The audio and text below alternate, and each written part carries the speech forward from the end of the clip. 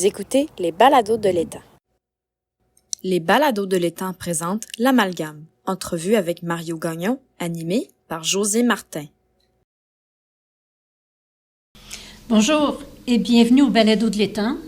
Aujourd'hui, on a le plaisir de recevoir M. Mario Gagnon de l'Amalgame des arts de langue française et du théâtre. Bonjour Mario, je te remercie d'être venu à notre rencontre. Je sais que tu es très impliqué à ce niveau-là et j'aimerais savoir quelle est la mission de l'Amalgame des arts. Pour commencer, je voudrais te remercier de nous avoir invités, puis de m'avoir invité, puis ça me fait toujours plaisir de parler de l'amalgame. Dire l'amalgame, c'est assez simple, pour commencer, c'est d'offrir aux gens de la région. Quand je dis région, c'est parce qu'on n'a pas vraiment, on n'est pas limité à Cornwall. Fait que quand je dis région, c'est si tu veux te joindre à nous, et puis si tu restes à Ottawa, joins-toi à nous. Puis ce qu'on fait, on offre des opportunités ou des chances de participer à des créations artistiques, mais surtout côté performance, en français. Et quelle est l'origine, l'historique? Ça fait un petit bout de temps. Ça a commencé vraiment par une troupe de théâtre qui s'appelait Les gens d'ici. À ce moment-ci, c'était juste le théâtre.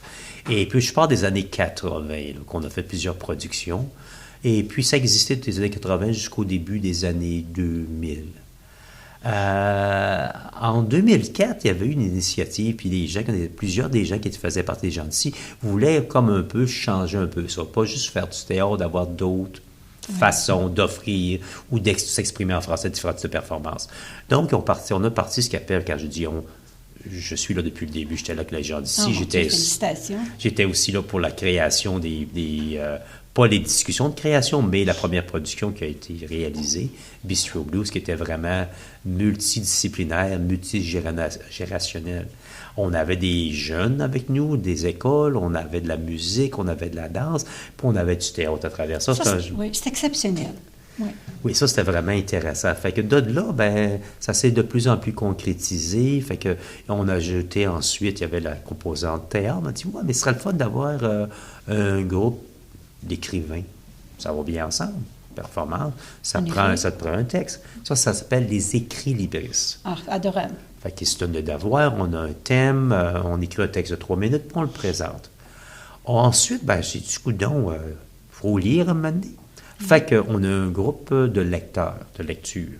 Ça s'appelle les millefeuilles. La même chose encore, c'est toujours libre, on garde ça aussi flexible que possible. On se donne un thème, on lit un livre qui faisait partie de ce thème-là, puis une rencontre pour partager un peu c'est quoi qu'on a lu, ce qu'on a retenu du livre.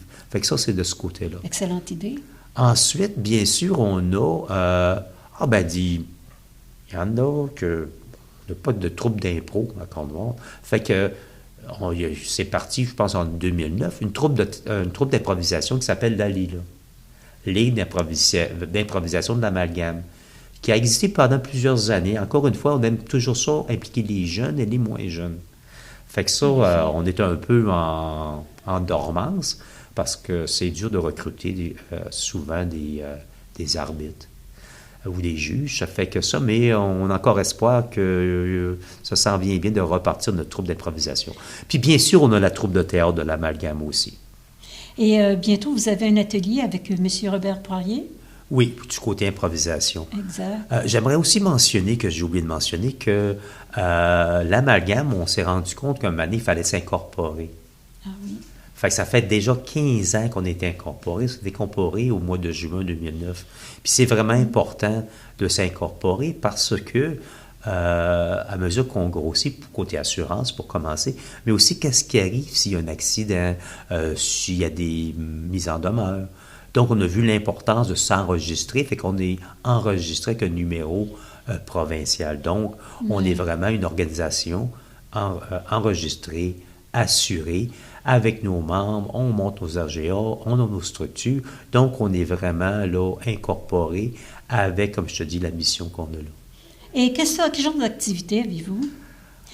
Je sais que vous en avez plusieurs, c'est toujours intéressant de... Disons qu'on évolue. Avec ce que je t'ai mentionné tout à l'heure, on a un groupe d'écriture, de lecture, improvisation qu'on veut repartir, la version théâtre. J'ai oublié la chorale aussi. Ah oui?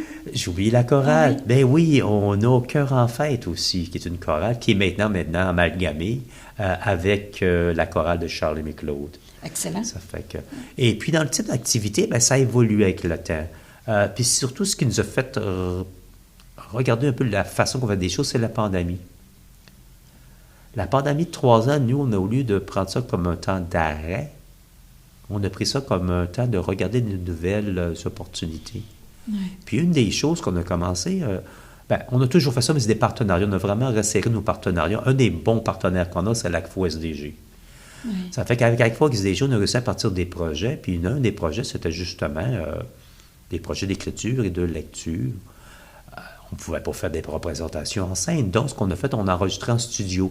Puis là, vous vous rappelez, pendant la pandémie, à mesure que ça évolue, on avait juste droit à 3 ou 4 personnes, soit 5, soit 10 en mettant droit. Fait qu'en studio, c'était vraiment, on était tout enregistré à l'avance. C'était vraiment de coordonner le nombre de personnes en studio pour enregistrer. Puis on est content de voir que la Coton, on est sur YouTube, et puis ça fait revivre une histoire de Cornwall, 150 la Coton.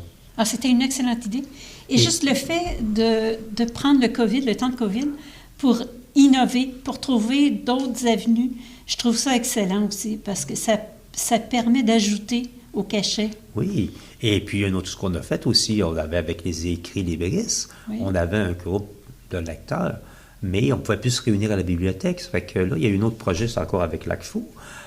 C'était, je pense, Raconte pour exister. Je ne me rappelle plus du nom du projet, mais ça nous a permis, un moment donné, on avait des écrivains qui étaient publiés. Fait qu'on a fait des soirées littéraires de partage. Excellent. Fait qu'on avait des écrivains. On a fait une série.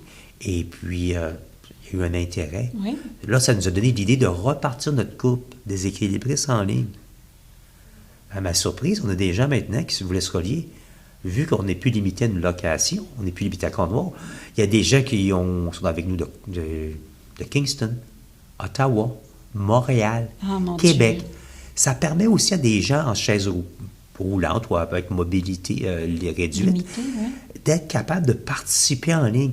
Puis là, on a fini la pandémie, mais on continue parce que on se rencontre, une rencontre par mois, on se donne un texte, on écrit un texte, on le partage ensemble. Puis les gens, on appelle ça équilibris, c'est libre. On a un sujet, mais le format est libre. Ça fait qu'on a de plus en plus de gens de ce côté-là qui permettent de recruter en même temps. Une autre chose, on s'est dit, notre groupe, il vieillit. Comment est-ce qu'on peut faire attirer d'autres gens? Oui, c'est toujours important dans une association de voir intéresser les jeunes. Fait que surtout, certaines de nos activités se faisaient le jour. Mais le jour, nos plus jeunes travaillent. Eh oui. Donc, on a migré plusieurs de nos activités le soir. Oui. Ceux en ligne, ça va bien parce que là, les plus jeunes peuvent embarquer aussi. Ou quand on propose des activités, un exemple, tu parlais de l'atelier d'improvisation, on fait ça un soir. Oui. Pour permettre d'avoir une recrue des gens qui travaillent encore. Puis là, je commence à voir les non-rentrées, ça fonctionne. Les gens encore au travail peuvent participer. J'aimerais que tu me parles aussi des mises en lecture et du théâtre déambulatoire. Oui. Les 2 activités, j'ai eu la chance d'y participer grâce à toi et je te remercie. Et j'ai découvert que c'était un plaisir incroyable. Je te remercie. Puis je te remercie d'embarquer dans tous nos projets. Tu sais. Oui, moi, ce que j'aime avec ces projets-là, c'est 2 choses. Ça permet à des gens, comme nos gens qui étaient avec nous, qui prennent de l'âge, que la mémoire n'est plus aussi bonne, ça les permet de continuer à performer. Parce qu'une mise en lecture, tout de même, c'est pas comme juste s'asseoir et lire. C'est vraiment une performance théâtrale, mais tu as ton texte avec toi. Donc, tu as ton texte devant toi, ce qui sécurise nos gens, que les mémoires commencent à flancher. Une autre chose que ça fait aussi, puis c'est une autre belle façon, ça permet à des gens qui n'ont jamais fait de performance publique, mais c'est un groupe plus restreint. On va faire une présentation. On l'a fait à la bibliothèque. On a un public peut-être de 60. Et c'était un gros succès. Oui. Puis ce que je mentionne aussi, encore une fois, pour augmenter la visibilité, on fait ça simultanément en ligne. Oui. On a appris de la pandémie. Fait qu'on va chercher des gens en ligne, on a des gens en personne, et puis on se rend compte, encore une fois, on a des jeunes puis des moins jeunes. Fait que c'est très intéressant de voir ça.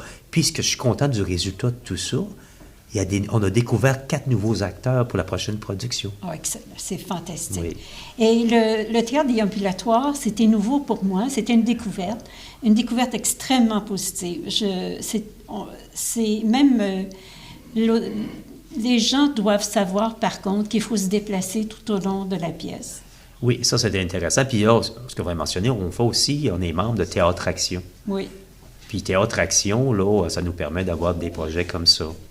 Ça fait que c'est vraiment intéressant pour nous. Puis justement, on l'a fait à Charlemagne-Claude, puis on l'a fait aussi à Ottawa. Puis on a une belle surprise à Ottawa. Oui, vous avez gagné un prix prestigieux. Oui, Jeanne Sabourin qui a reconnu nos efforts pour les 2 dernières années dans le théâtre communautaire, notre contribution. Nos félicitations, c'était merveilleux. Dis-moi, quelqu'un qui veut maintenant devenir membre, participer, alors comment peut-elle le faire et à quel coût? Il n'y a aucun coût, puis la façon la plus facile de nous contacter, allez voir sur notre site web, l'amalgamedesarts.ca, sur l'onglet « Contactez-nous ». Oui. Et puis de là, vous allez voir qu'une adresse courriel, un numéro de téléphone. Oui. Alors, tout comme toi, on aimerait encourager les gens à faire un essai. Et je te remercie beaucoup de nous avoir parlé aujourd'hui. Alors, j'aimerais remercier tous les bénévoles du Balado de l'Étang, du Centre Charles-Émile-Claude. À bientôt. Remerciements à nos partenaires, le gouvernement de l'Ontario, le Centre Charles-Émile-Claude. Avec l'aimable participation de nos bénévoles, Hélène Pagéiel, Mario Gagnon, Joanne Berger, Henri Michaud, Jean-Guy Pepin et José Martin.